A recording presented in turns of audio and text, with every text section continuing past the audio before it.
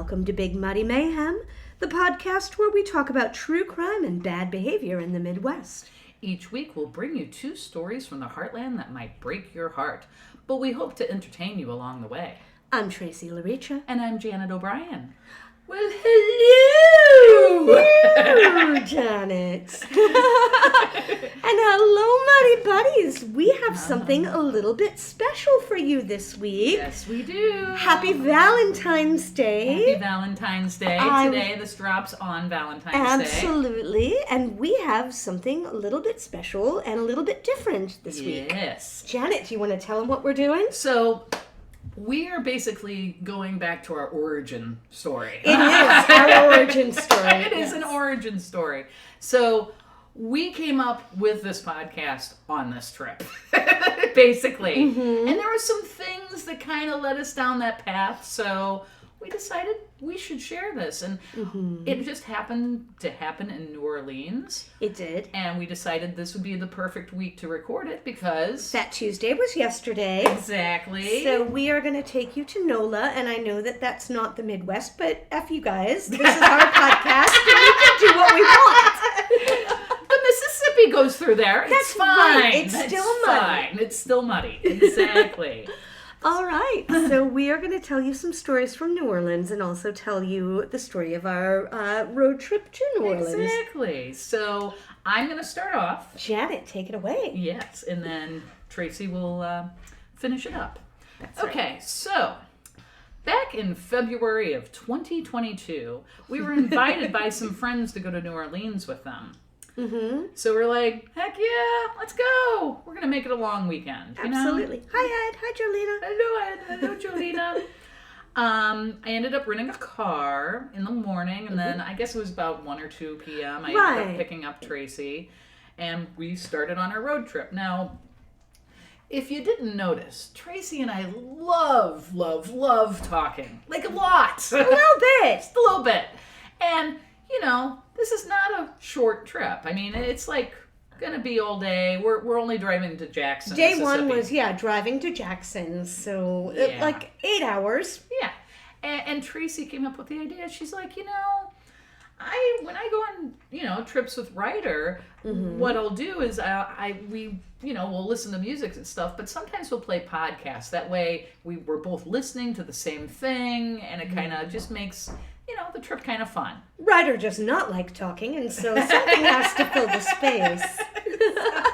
So we were like, let's not wear each other out. We'll talk for a bit. We'll listen to a podcast, maybe listen to some music. Mm-hmm. Now, turns out, I don't really listen to podcasts very often. And I listen to podcasts constantly. When I'm awake, when I'm asleep, in the morning, in the evening, in iPods. So, Tracey brought some fun snacks for the drive because she loves to bring snacks because you always have to have snacks. Right. Janet loves to drive. I hate to drive, but I am the best co-pilot. I will do the navigation. I will bring the snacks. I will have the entertainment schedule already. Right. So good road trip buddies. Exactly. So she suggested she had some favorite podcasts she'd really like me to listen to, and so that's how we kind of broke up the time. We listened to a podcast. And we already knew this about each other. We knew we liked true crime. I mean, we've known that for a long time. That's just the thing. Right. So some of them weren't true crime. Some of them were a little ghosty. I think, I'm trying to remember what all was on that playlist.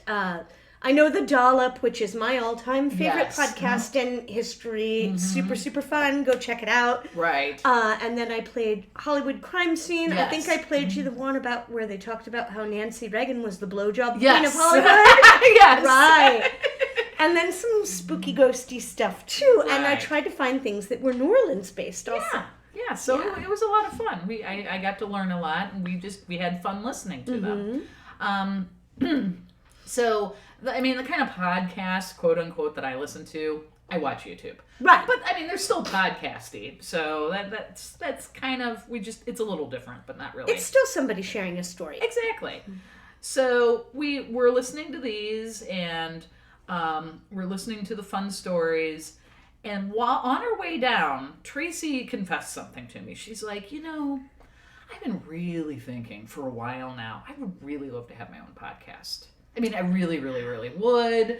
And she was coming up with some of her ideas that she had with one of her other friends. And then I was like, well, I really like true crime too. And we were just like, maybe that's something we could do down the road. I don't know. It seems kind of interesting. We didn't go like full on, oh, this is definitely what we're doing. This is happening, right? Yeah, no, we were just like, girl chit chat. You're like, oh, I would love to do that someday. A little baby idea was hatching in the backs of our little baby brains. Exactly. So that was basically where the seed was planted. Very, very tiny seed. So anyway, we end up driving to Jackson, Mississippi. And we get to our hotel, and we have already planned to meet up with Tracey's old-time friend, JC. Hi, JC! And I don't know if he listens, but I hope Hi, Kristen! I don't know if they listen, but yeah, no. JC, an old friend of mine that I met when I was, I think like 15 or 16, that lives in Mississippi, and I hadn't seen him in literally decades. Yeah. So we were like, why not? And we spent the night. We went to a hotel. We went to the restaurant. We ended up at the different restaurants because, of course, we did. We're like, we're at this one. They're like, don't go anywhere. We'll come to you. It's fine. So, whatever. So they come to us. And we have dinner. We have some drinks. We're just talking to them. I could tell the place was starting to clear out. I know. They were ready for us to go. I noticed the lights kind of came up a little. And then they started playing. Yes, exactly. They started playing Closing Time by Semisonic. I know. You don't have to go home, but you can't stay here. I'm like, maybe that's a sign. Oh, that's our cue. So we parted ways. We went back to our hotel. I think we pretty much went to sleep. We were tired from the More or drive. less. Well, it was 10. Yeah.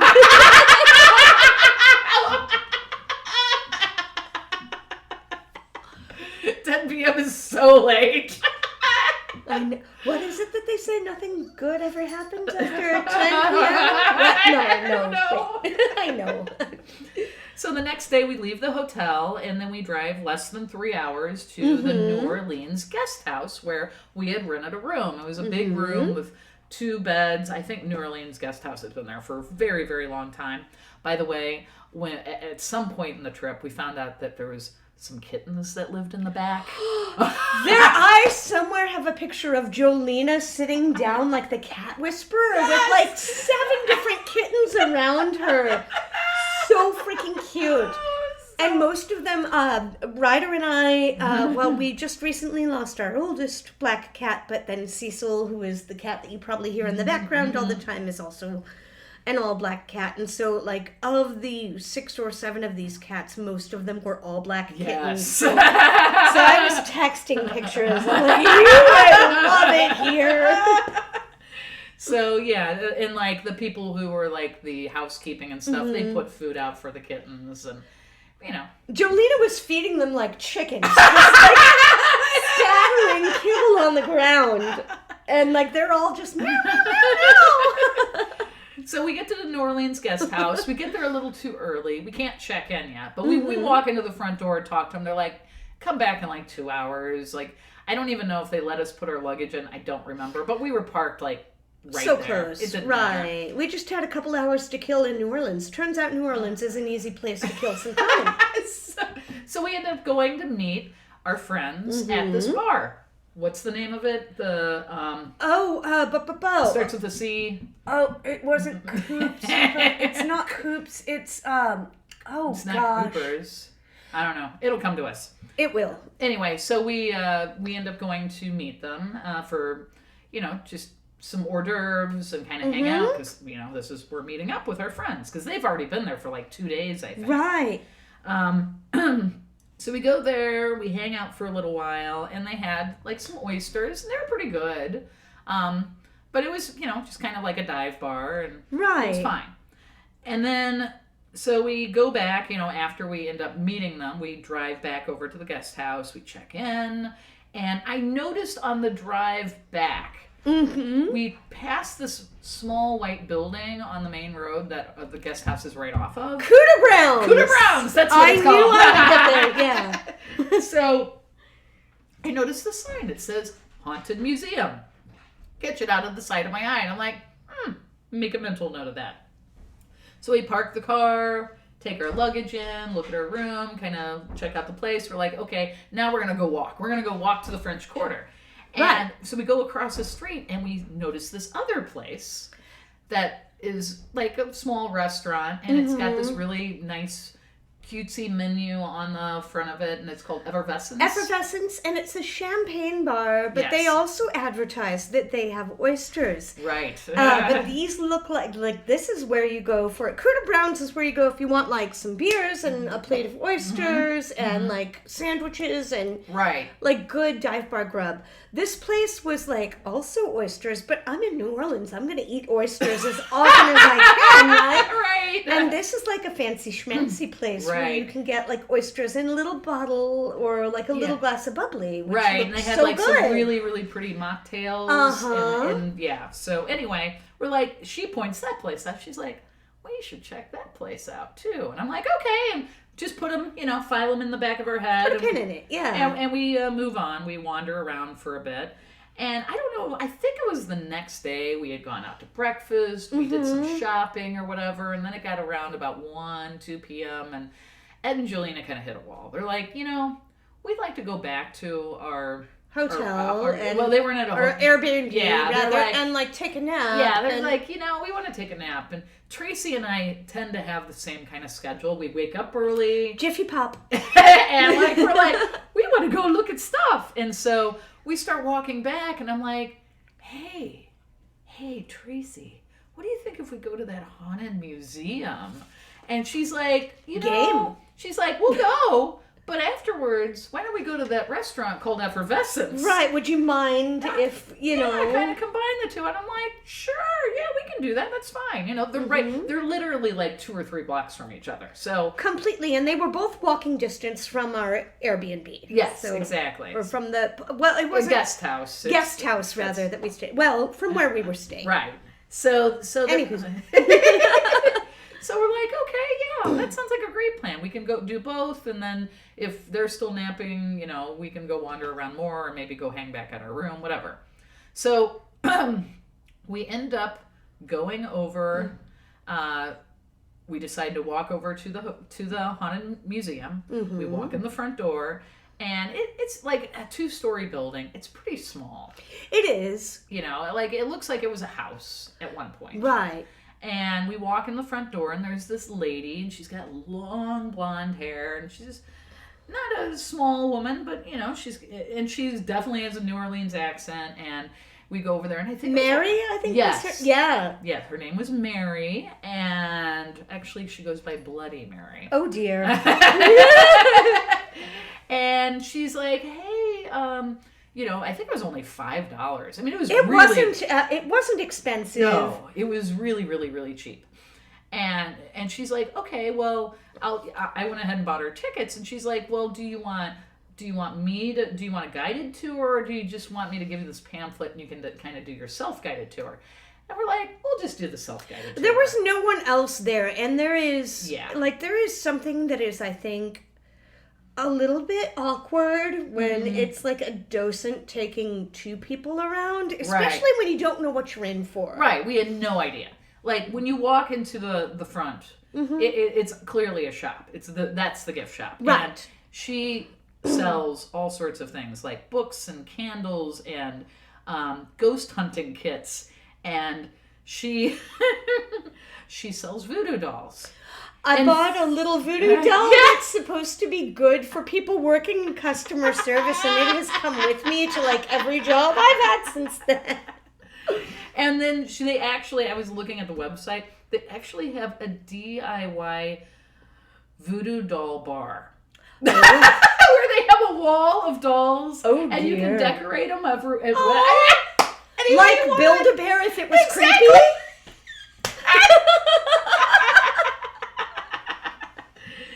So the woman who runs this place, her name is Bloody Mary. Mm-hmm. She is actually, she doesn't consider herself a voodoo priest. She considers herself a voodoo queen. Okay. She's been in, like, her family has been there since the early 1700s. Oh, wow. I didn't know that was that long. She's definitely Creole. Oh, wow. She's been there for a very, very, very long time. As you head into the museum, you'll see that there are voodoo altars. Mm-hmm. There's haunted dolls.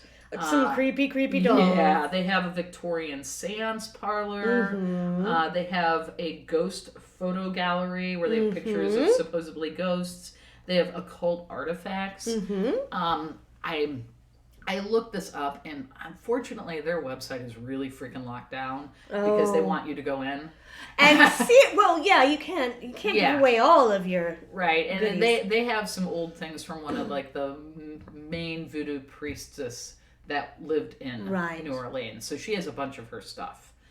The house that it's in is about 200 years old. Mm-hmm. The person who runs it, again, her name is Bloody Mary. Like I said, 11th generation Creole. They've been in New Orleans since 1718. Wow. Right? She claims she has psychic abilities. She has connections to the spirit world. She practices rituals. She states that her job is to make the living and dead live well with each other. Okay. That is like, she's not that like... makes sense. Yeah, she's like, we share this world together. We want, we want to live together better. This place also offers ghost tours and ghost hunts at night. Oh. In 2018, that is when this building went up for, it was already for sale. She announced she was buying this building in 2018. We will get to the reason later. Absolutely. So, anyway, we're wandering around, we're looking around, and like it's a bunch of small rooms, basically. It is. I remember the dolls. I remember that they had an actual, authentic, original red light from when New Orleans was a red, like the quarter was a red light district, and all kinds of just crazy. Just ephemera, yeah. And so we're kind of wandering around and we're reading the stuff. I think I'm like half paying attention to it because there's just a lot of stuff in there. For a small building, there's a lot of stuff. We get to the hallway and there's some stuff on the walls and come to the hallway and we notice that there's these two girls with Bloody Mary.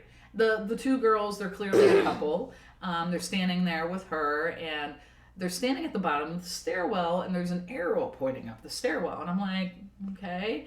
And Bloody Mary turns around and looks at us and says, hey, do you want to go up and see the apartment? And Tracey and I kind of looked at each other like, that's weird. We're not moving here. We're just in for the weekend. And we're like, sure. And like the one girl starts to get really excited about it, like, oh, I've been wanting to see this. So Tracey and I have no idea what we're in for. And this is where I hand the baton off to Tracey. Fantastic. Well, Janet, first of all, one thing that I want to say is that one reason that I love you to bits and that I love traveling with you is that we are absolutely the kinds of, we're both the kinds of people that are like, I don't know anything about this, but sure, I'll go see that. We're both game. We are both up for anything, especially when we're traveling. Exactly. So, we follow Bloody Mary and this couple upstairs. And it turns out that this is an apartment that was rented to a couple of people that were New Orleanians, or lived in New Orleans, named Zach Bowen and Addie Hall. Okay. Okay. So I'm going to tell you a little bit about Zach, and then we'll talk a little bit about Addie, and then we'll talk about their time together. Yes. Zach Bowen was born in May of 1978. He's raised in a bohemian lifestyle around Bakersfield, California. And he was on the road a lot. His parents, they lived, again, a traveling lifestyle. Right, exactly. His parents also do split kind of early on. He is a sensitive kid. He is desperately seeking approval. He's also awkward because as he gets a little bit older, he's self-conscious about his size. Zack was 6'10". I did not realize he was that tall. I know, Wow. right? He was 6'10".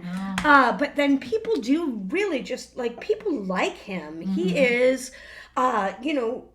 very convivial and just, like, congenial and all of that. He's the class clown. When he's in high school, he goes up for homecoming king.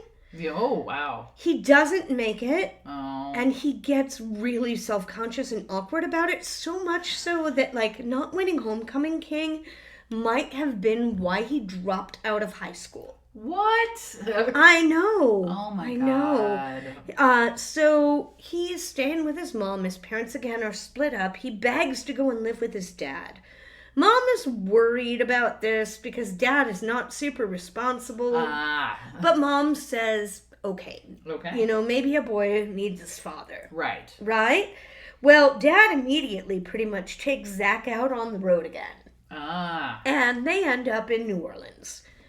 And Zack kind of really likes it there. It's like it's familiar to him. It is that kind of city. Right. Dad decides to leave New Orleans and Zack stays. Okay. He's underage. Oh. But he's also, again, 6'10". Yeah. So he looks older. Right. Like the dude that could grow a beard in high school and so he could buy beer at like 16? That's Zack. So he gets to work in a bar and he's manning the Go Cup window. New Orleans, if you haven't been there, like that is something, it's open container policy throughout all of the French Quarter. So you can go and get a drink at one bar, and if you're just not feeling it, then you can just take your drink and go somewhere else and walk right in with your cup from before. So he's running the Go Cup window. He meets a spicy bartender named Lana. Okay. Lana and Zack start dating. And two things happen pretty much right off the bat. Number one, she finds out that he's only 17. Oh. Number two, she finds out that she's pregnant. Oh, no. With his? Uh-huh. Oh, no. Yeah, there's so much about this that is going to be new for you. Oh, my. So Lana is pissed. Yeah. But she doesn't want to, quote-unquote, trap this kid. Right. So she tells him, look, you don't need to be involved. You don't have to have anything to do with this child or its life. But I'm going to have the baby because Lana is 27. Oh. So she's like, all right, well, I guess I'm having a baby. I guess I'm having a baby, right. So she's having the baby. He does, though. He insists upon it. He wants to be involved. He goes out. He gets 2 different jobs. He wants to be a father so badly. Lana kind of reluctantly is like, okay, But she also kind of starts to drift away from him. Yeah. And so he doesn't know when she has the baby. It's not until like maybe 2 weeks after his son is born that she finally agrees to let one of their mutual friends tell him that like the kid is here. Wow. So he has a son, Jackson, and he shows up, and his drive and dedication to want to be a father kind of bring her around. So they reconnect, and they kind of get back together. Gotcha. And then, of course, she pretty soon after that gets pregnant again. Oh my God. This time they have a girl, Lily. Wow. Zack loves being a dad. He really does. Like, he just takes to, I think maybe his shaky upbringing means that he wants to be a family man. Right, sure. So he knows that he's a dad to 2 now, and he's got a wife and 2 kids to support, so he needs to provide for them. Right. And that's when he joins the military. Right. So his first assignment, he goes to Germany. He absolutely loves it there. Then he goes to Kosovo. Wow. which he hates. Of course. One story, this is very sad, but when he's in Kosovo, he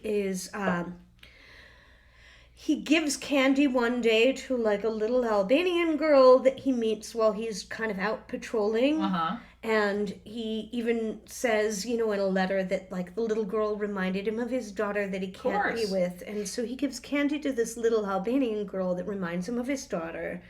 The next day, he learns from people in the village that she was shot and killed for talking to an American. Oh my God. He is racked with guilt. He's devastated. Yeah. Right. He's also in a bunch of physical pain.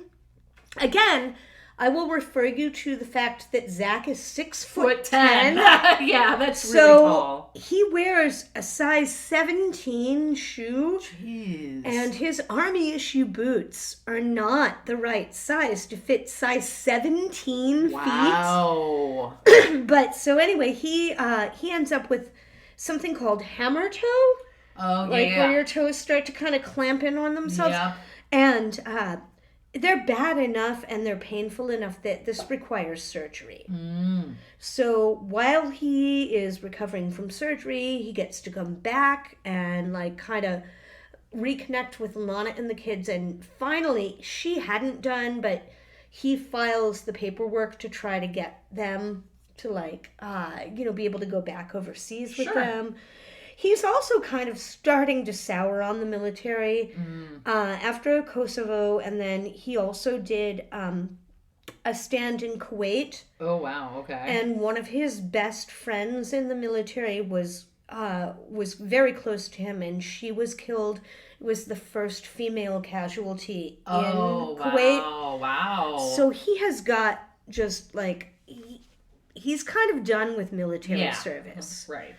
So he starts kind of deliberately failing his PT tests. Oh. And they're like, well, you got to get your PT up. You've got to get your PT up. But this eventually leads to his discharge from the military. Now, even as a 2-time combat vet, and even with the recommendation that he be given an honorable discharge from the person, like his superior, the Army gives him a general discharge. Oh, okay. Now, that's not the same as a dishonorable. Right. So, but it's not honorable. It's not honorable, and the big thing is that you don't get all of the benefits. Oh, no. That you would with an honorable, and he did this whole thing to provide for his family, but now he's not going to get veteran benefits. He is not going to get, all of the things that he would have if he had kind of stuck it out. So, again, Lana is pissed. Yeah. This is the beginning of the end. She takes the kids and she leaves him. Oh, okay. Now he's back in New Orleans and he goes back to bar work. And then he meets Addie Hall. Aha, okay. Addie was born in January of 1976. She is lively, free-spirited, artsy, sassy. She's a bartender in the French Quarter, the kind of bartender that knows how, to just give somebody enough lip. You know what I mean? Yeah. It reminds me, in hearing about her, a little bit of Emily. Yes. Hi, Emily. So she's a bartender in the French Quarter, but she was raised in the Northeast. She had a rough and tumble, abusive childhood. Oh. So she flourished in New Orleans, right? She is tiny, itty bitty. She is tiny, she's pretty, she's outgoing, and this is where she meets Zack. She also, she is bipolar, and much like Zack, they're party people. Right? So drinking is regular, so is cocaine. I see. So I'm going to show you a couple of pictures of Zack and Addie, and again, these will be in our show notes. Of them, you can see they're Mutt and Jeff. She's a teeny tiny. He's tiny, yes. And he's this big guy, but so clearly, you can tell these guys are in love. Yes. So Addie has kind of, since she moved to New Orleans is now her her heart town, her hometown. Right. She loves it here. She refers to herself as a Puerto Rican because they live in the French Quarter, and their chemistry is immediate and strong, and they start dating. They ride bicycles side by side while they're holding hands through the French Quarter. They're like one of those couples that would just make you sick, right? They are smitten kittens. Right. Now, he has not been very forthcoming about the fact where the whole thing where he has a wife and 2 kids. Yeah. And as if all of this isn't enough, Hurricane Katrina is coming. Yeah. Mayor Nagin at first doesn't issue evacuation orders, but as the event draws closer, Lana decides she's going to leave. She's going to family in Texas, and she is taking the kids and getting out of there while the getting's good. Mm-hmm. She pleads with Zack, like, look, these are your kids. You can come. You can stay with my family. Right. Come with us. He won't leave Addie. He's hooked. Like, he's, he is completely hypnotized. Lana, to her credit, even is like, fine, bring her with you. It's okay. We will find room. Like, right. All right, you got your new girl. Bring her along. Right. But, like, come be with your children. Right. And not in this dangerous situation. But Addie won't leave New Orleans, and Zack won't leave Addie. Oh. This is kind of also coincidentally when Addie finds out about the wife and kids. Nagin gives the order to evacuate. Zack and Addie decide that they're still not going. They're going to be holdouts. They stock up on booze and ice and what they think they're going to need for what will surely just be a few days. No. And they hunker down in the quarter. Now, we all know what Katrina brought. Right. Yes. Here is Yep. a picture from right after the storm. Underwater. Mm-hmm. Yep. Mm-hmm. After the storm passes, the people who held out and were lucky enough to still be alive, they start to venture out because they are going to need supplies. Right. And food, water, etc. Zack and Addie kind of become semi-celebrities. Yes. And Zack finds, like, broken furniture, like wood, things that have washed up onto the streets, mattresses, trash, whatever. And he makes bonfires. They gather up what they call gathering supplies from vacated businesses. But still, like, honestly, you're there, you're like... Right. You have to eat. Yes. These people aren't coming back anytime soon. No, they're not. Like, so they're taking what they need. And they are sharing it all with the people that stayed. So, Zack is cooking food. They are like requisitioning supplies. And, there are police that are patrolling. Some of the police that are patrolling in the French Quarter and kind of keeping places safe. Right. Addie has a very creative way of making sure that the police drive by their apartment. And that is that every time a cop car drives by, she flashes her tits out. And she's got some nice ones. Right? So the police make her, like, their apartment is on the regular route. These weeks are kind of idyllic for them. They're young, they're in love, you don't have any bills. Right. You don't have any responsibilities. Nope. All you have to do is screw and party. Basically, like that stage when you're like first starting to date somebody and you're in your 20s and things like that, and you're just a couple of bunny rabbits. Yes. There are 2 happy little bunny rabbits living their best life in post-Katrina New Orleans.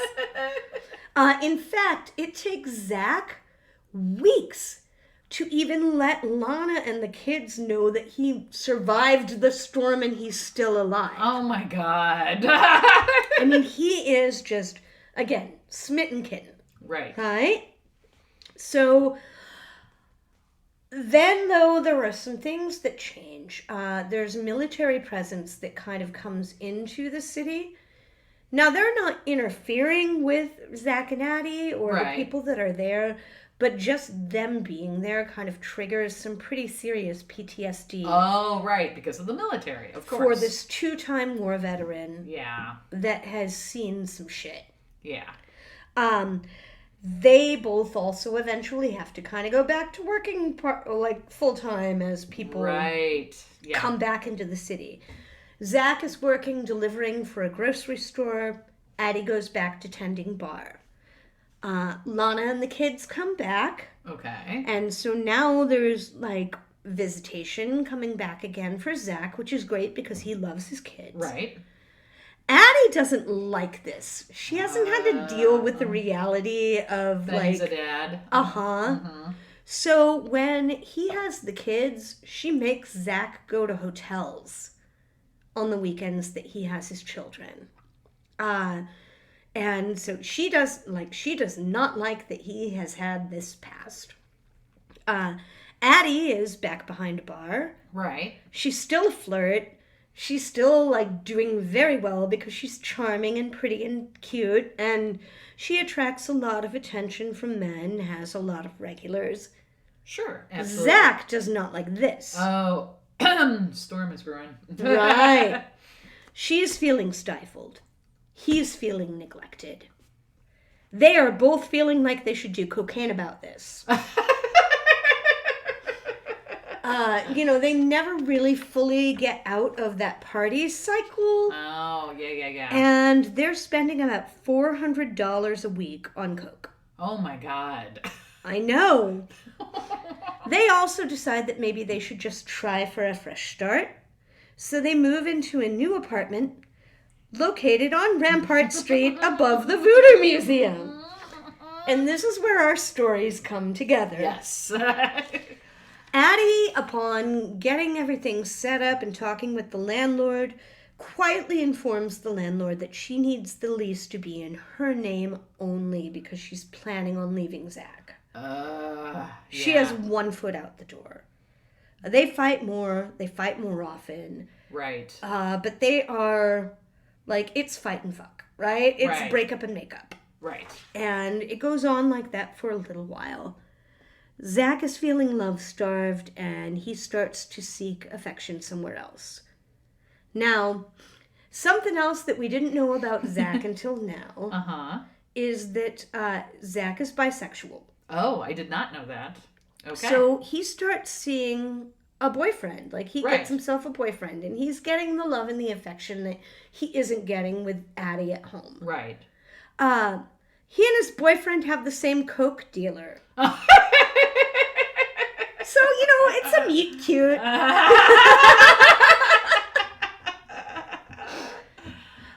The boyfriend, the dealer that he and his boyfriend share, the dealer somehow lets news of this slip to Addie.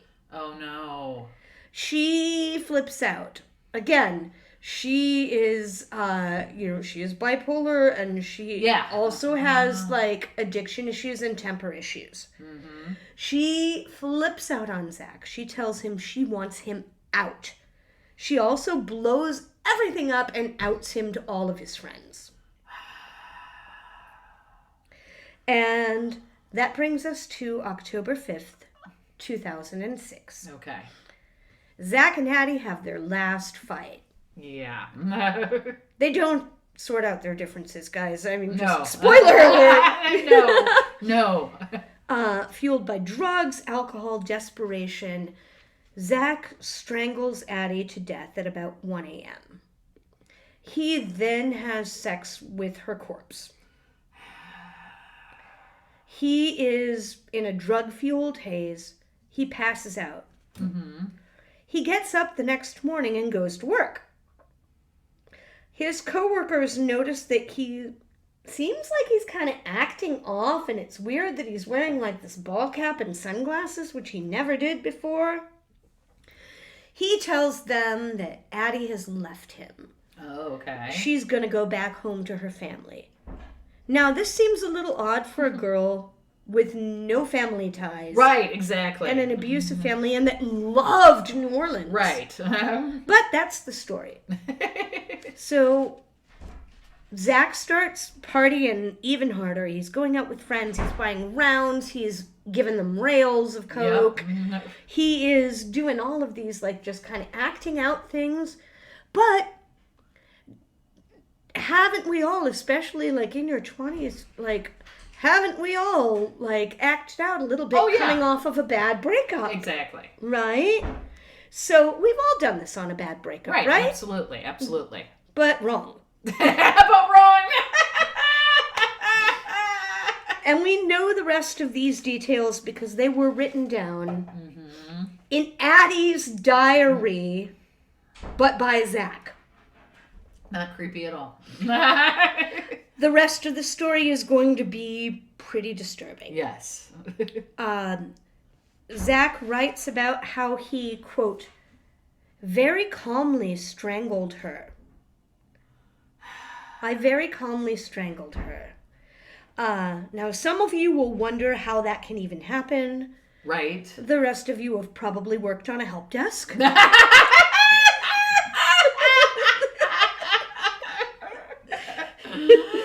Over the course of the next 12 days, he begins the process of disposing of Addie's body. He leaves detailed notes about how he does this. He dismembers her in the bathtub. Yep. He gives her what he describes as a terrible haircut, which, talk about insult to injury, right? Right. He then decapitates her, puts her torso in the refrigerator, her legs, arms, and head in the oven, and her hands and feet in a pot on the stove. Yep. Now, while some of the stories about Zack and Addie allude to cannibalism, there's no evidence of any of that. It's just basically he's trying to hide the scent of decomp. Yes. So he writes about the murder. It was very quick. And he also writes, she wouldn't shut up. Oh my God. Ugh. Ugh. So meanwhile, he's still going out and partying. Right. Every night. He tries talking to a friend, and saying, like, hey, we should go on this overseas trip. I think he wants to go to, like, Vietnam, and, like, we should just go travel. He tells multiple people he's getting ready to go on vacation. He drunk dials Lana and tries to get her to go out one night at midnight. She's like, hi, yeah, no, I'm at home with your kids. Yeah, exactly. And he says something to her about, like, oh, come on, today would have been our anniversary, and you know that I want to see my favorite stripper. And she gets pissed and hangs up. Oh my God. He's also doing a little redecorating at the apartment. He spray paints stuff on the walls. And meanwhile, like I said, he's writing in these journals in between benders. Yeah. And he writes, and I've got a couple of photos that I will show you here, but... I'm sorry I couldn't finish. It was on the wall. I'm sorry I couldn't finish. On the stove, the opening to the oven, it says, don't look. Right. On the walls, he writes, I loved her.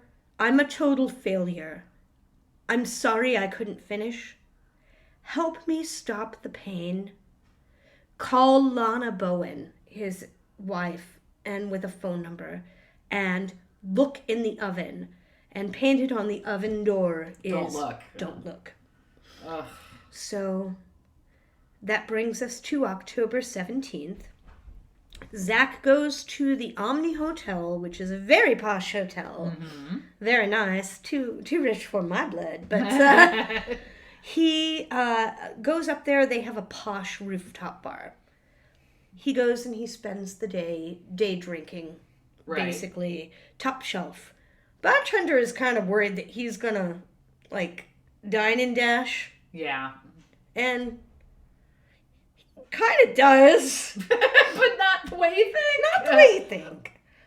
When he jumps off of the rooftop bar to his death on the rooftop of a nearby parking garage. The police are called. Suicide post-Katrina is not something that is unheard of. Right. When they go and they're examining the body, in his back pocket they find a Ziploc bag. And inside he has placed his dog tags, his address, the name and contact info for the landlord, and his keys. And he also mentions that they're going to find Addie at his apartment. The police aren't sure if this is a joke or anything at first. But the bag says for police only, and in the note he says, "This is no accident. I had to take my own life because of the life I took." Right. The police go to the apartment and they find the writing on the walls. They find Addie in the kitchen. And then they find the journal as well as a fully written out signed confession. Wow. Zack has also turned the air down to just below 60 degrees, full blast, to try to keep the decomp smell down. Yeah. His confession reads in part, "I decided to quit my jobs, spending the $1,500 cash that I had being happy until I killed myself. So that's what I did. Good food, good drugs, good strippers, good friends, and any loose ends that I might have. I didn't contact any of my family, so that'll explain the shock. And I had a fantastic time living out my days. It's just about time now." Wow. So because we were there. Yes. Janet, do we want to jump back and talk Yes. about when we went to the apartment? Absolutely. So we follow these two women upstairs to the apartment. Oh my gosh. And They knew the story. We did not have any idea. And then Bloody Mary starts to talk about this Zack and Addie couple. And we're like, what? And they had done some... The building actually caught on fire after this happened. Right. And so they had redone part of the inside Some of it. renovation. Right. But we're just standing in the living room and it's just empty. I think there was like maybe a bench. That he had built. Yeah, right. It had the bench he built. Right. In the front room, that's where Bloody Mary had decided to keep all of her haunted dolls, which was creepy. Had nothing to do with the apartment itself other than that's where she kept her haunted dolls. Mm-hmm. And then we go into this little... basically cubbyhole kitchen. Uh-huh. You have to walk through the kitchen to get to the bathroom. Right. And when you walk in to the kitchen, the first thing you see, I think there was a hot water heater there, but there is the stove. And it's the stove. The stove the fridge are both still there. Yes. I have pictures. Yeah. Uh-huh. I'll put these in our show notes as well. And the top of the stove is covered in... basically offerings. Mm-hmm. So there's money, booze, cigarettes. The same with the same inside of the refrigerator. Yeah. And so it's like, this is the original stove that part of her was in. This is the original refrigerator. Mm-hmm. I think I started to immediately dig through my purse. Oh, we emptied our pockets. Do not follow me home. I do not need to go home. Right. And then we go around the corner into the bathroom, and there's actually, even though it's a small place, they actually had a bathtub and a shower. It's about the same size as our bathroom, actually. Like, and these girls, the one girl was so excited about it. She gets in the bathtub to stand inside to take pictures. And I'm like, what is she doing? He dismembered her in that. Why are you standing in the bathtub? It was, Tracey and I didn't say anything at the time. We were just kind of like, I don't know, deer in headlights. You know what I mean? There are, there are those of us that enjoy true crime, and then there's what is fucking wrong with you girl? Because this girl was she's taking pictures everywhere, and she's like, in the bathtub, and we kind of looked around, we're like, okay, and we go back out, and Bloody Mary continues with the story, and we're like, okay. And then we go down the stairs, and Tracey and I look at each other. Are you done? She's like, yeah. I think we should go to that restaurant now. Right.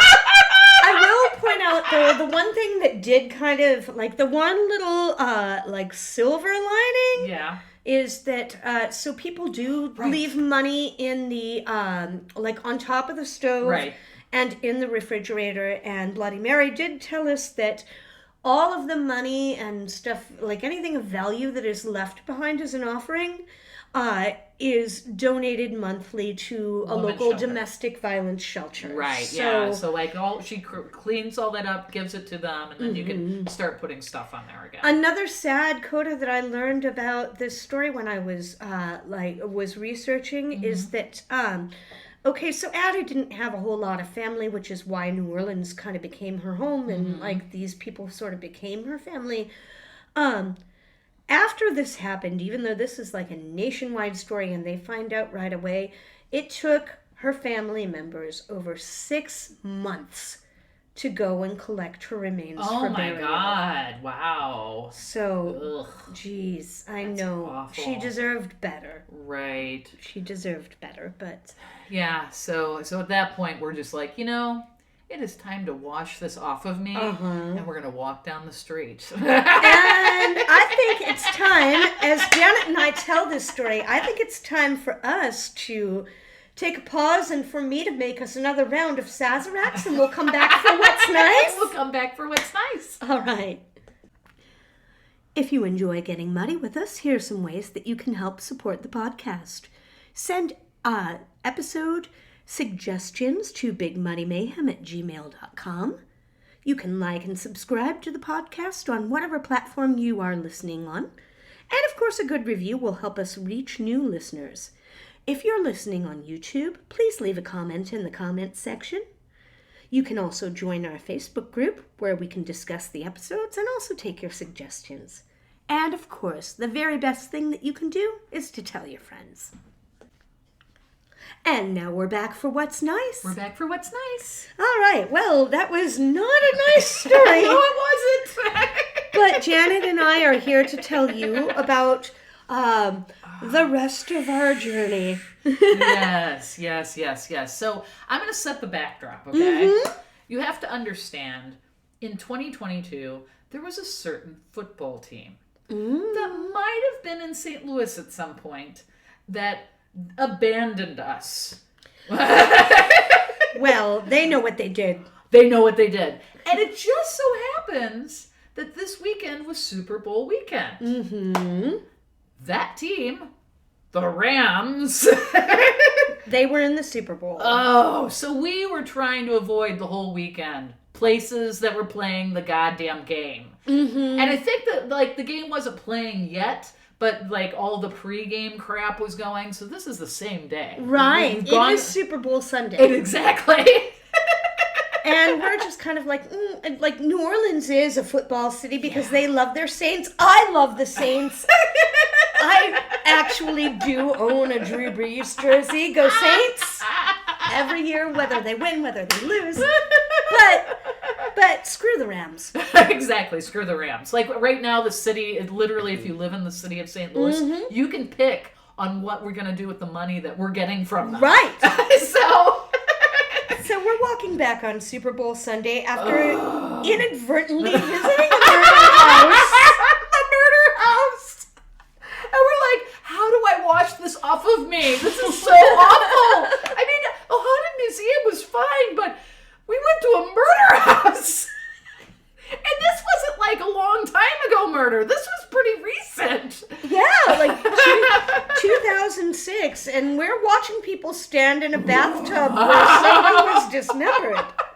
And like I already read that at one point when Bloody Mary decided to purchase this house, a lot of people were like, "What are you doing? That's kind of terrible." But again, as I mentioned before, she wanted to bring the ghost world with the regular world. So I think she was kind of there. I think she bought the house to try to put them to rest. I feel like her heart was kind of in the right place, at least. And in speaking with her, you kind of got that feeling. Like she's telling the story, but she's not like, oh, it's spooky. No, she's like, no, this thing happened. It was really horrible. Might be misguided, but like, again, heart's in the right place. Exactly. So which isn't the oven. Or the refrigerator. Or the refrigerator. Or the bathtub. Oh, we're so bad. Anyway, so we're like, let's go in there. And remember, every place you go into that's a bar would typically be, you'd be watching all the pregame crap, right? Right. We walk into this place. It's Effervescence. It's the little fancy-pantsy champagne and oyster bar that I had spotted when we were driving down the street. And I'm like, ooh, we'll go in and let's just go get a fancy cocktail or mocktail. Right. And some nice oysters. And they do, in fact, have TV screens all over the walls. But they are showing My Fair Lady. It is white and bright, and they have a chandelier. They have a pretty bar. We're sitting on a comfy couch, a velvet purple couch, and there's a fireplace to the left of us, and there's this really pretty coffee table in front of us. So we're like, well, we have to sit on the couch. Exactly. Like, yes. That was horrible. Let's just wash this off with this nice fire. Oh, they have My Fair Lady. And we ended up getting really good oysters. The oysters were so good. They had a mignonette on them that I really liked. And then what I also liked is that they had a house popcorn. Yes, that was really, really good. Like paprika and stuff on it. And then I think I ended up getting some a dessert. I don't even remember what it was. But everything we had there was amazing. Was so good. We'll put a picture in the show notes. Yeah, and like Tracey ended up getting a really nice was it just champagne? I got a French 75. Oh, that's right. Yeah. And then I got one of their mocktails, and they were all good. It was so good. And we sat and we let Rex Harrison take the edge off. And enjoyed our velvet purple couch and the fireplace in which no body parts were being cooked or consumed. Exactly. And had some oysters and just kind of like shook it off. And boy, that's New Orleans in a nutshell, isn't it? Exactly. Like, it can be some of the darkest stories and some of the lightest moments. Exactly. I mean, this place is not technically in the French Quarter. We're kind of on the edge at this point. On the edge, right. But it's a very nice place. We'll put our pictures in the show notes of some of the... I know we have one picture of where we had some of the food. This is our food. The picture that I took. That it's just like, oh, so lovely, and just a nice little off the beaten path, not off the crowded, beaten path, and also like a little bit of a break. Exactly. After all that. After all of that. But really, this is our origin story of where the podcast kind of started to. On the way back, we found some other podcasts talking specifically about the story. Actually, we probably should link at least one of them because there's an after story about this. Oh, I don't remember where that was from, but I will look for it. Find it. I think it was a video.